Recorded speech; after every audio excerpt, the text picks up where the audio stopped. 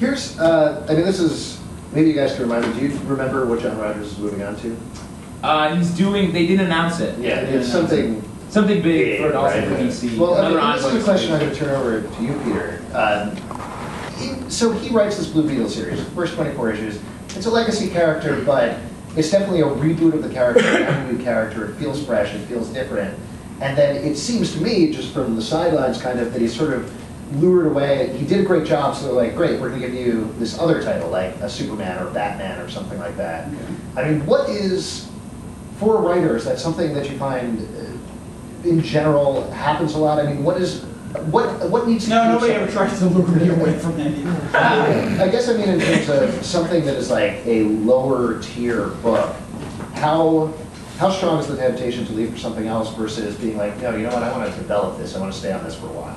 You're asking me to speak broadly on behalf of all writers, and Please. You really can. Yeah. I mean, for different people, it's going to be different things. I mean, there will be some people who feel that you're not going to, you know, the only way I'm going to let this character go is when you cry and I'm going to cold dead fingers. There are others who will see a character as basically a stepping stone, means to an end.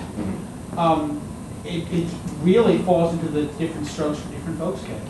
What about like your run on Aquaman, which is my favorite work of yours, time and time, and then on the series. Thanks. It broke my heart a little bit when you left because no one's written it. It's I just going from writer to writer, and it's so.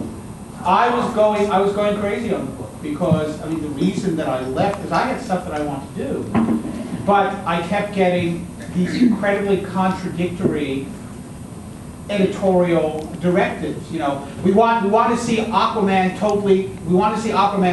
operating completely on his own, but we want to also show him being a leader. we want to see politics and intrigue, but don't do stories set in Atlantis. You know, so I'm not sure what they wanted, short of having Aquaman walk by himself into Congress and take charge of the United States. I mean, you know, but you know, and I finally couldn't take it anymore, and I said, you know what, you know, forget. And I had a storyline that I wanted to do. I mean, I wanted to kill off Aquaman and have him be gone for, and I want to have. I would have cried. And I wanted to have, you know, Aqualad, Tempest, Garth take over and be the new Aquaman and do this whole storyline. And eventually, Aquaman would come back, and you know, this is I envision as being a year or two. And they said, no, we don't want to do that. We have no interest in doing that. And with that, in combination with all the other stuff, I finally said, you know what, fine, screw it. And I quit, and I left the book. And a couple of years later, you know, a few years later, they did pretty much exactly what I had. Except instead of doing something that made sense, they made it come back as an octopus face with a totally new character coming up. But that was also Aquaman. Yeah, it was. Yeah. Aquaman was split into an octopus-faced creature and another guy who looked like Aquaman. Yeah, it's much better than what I had. Although it was significant in that Eric Larson followed me on Aquaman and lasted less than a year, and when he quit, he basically said, and these are the only times that I think these words have ever come out of Eric, Peter David was right. Because I had been quite upfront with the fact that I was going nuts in terms of the editorial contradictions, and Eric was getting it just as bad, if not worse, than I did. And he couldn't take it, and he quit too, you know, so it was kind of comforting to know it wasn't just me, I guess. How long before someone can finally be like, hey, wait a second, maybe we should get rid of this editor? He's really, you know, cramping the style. After the book was canceled. Yeah. Years later. Yeah. Let's actually move on and talk to something that is semi-related, I think, which is Fallen Angel, which you're currently doing with IDW. Yep. And I think this is a character, correct me if I'm wrong, that you've done the way you wanted to do it. Yes, absolutely. Yeah. It's terrific having that kind of control over a character. I don't have to worry about what's being done with Fallen Angel in 3 other Fallen Angel books, or 3 other books coming out from IDW. It's, you know, what I say goes. If I decide I'm going to kill off characters, I don't have to worry that someone else is going to decide to bring them back. read our fan fiction and see and they talk to David, Peter David. And the guys at IDW have just been so supportive.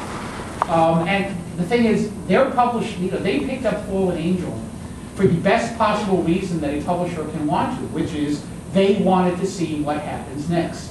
I mean, the moment that DC announced that the book was canceled, Chris Ryle was in touch with me saying, we want to see what happens next. We want to see what happens with the Fallen Angel. You know, can we publish this book?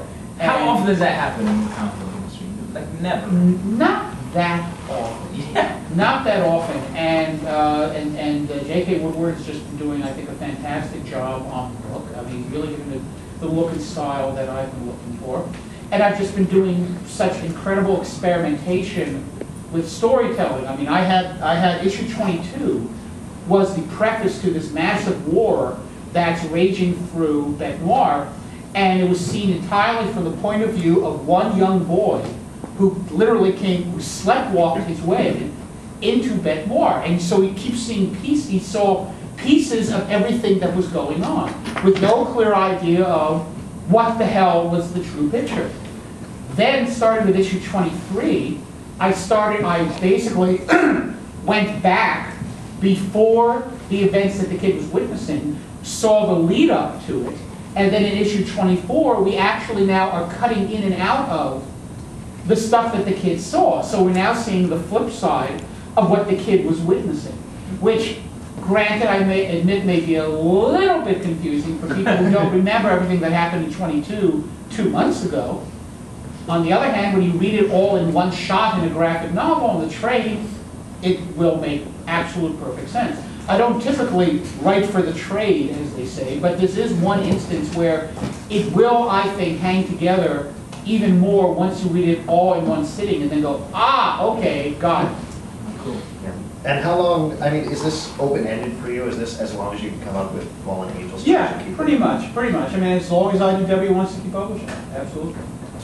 They're actually going to cancel it. You wanted us to tell you. We're so close. All right, let's move on and talk about the, well, 208th/first issue of X-Men Legacy, which basically Professor X has been shot in the head, you guys. No!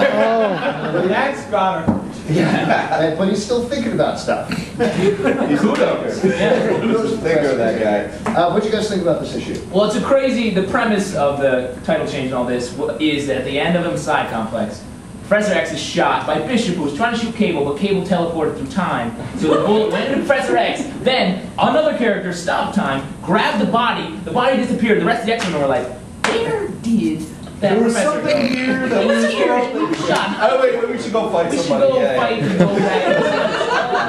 And so now it's like, and now these other mutants have him, and he's like dreaming his life, and then it gets cut off. It's a crazy concept, but it actually, I'm excited for the series. Yeah.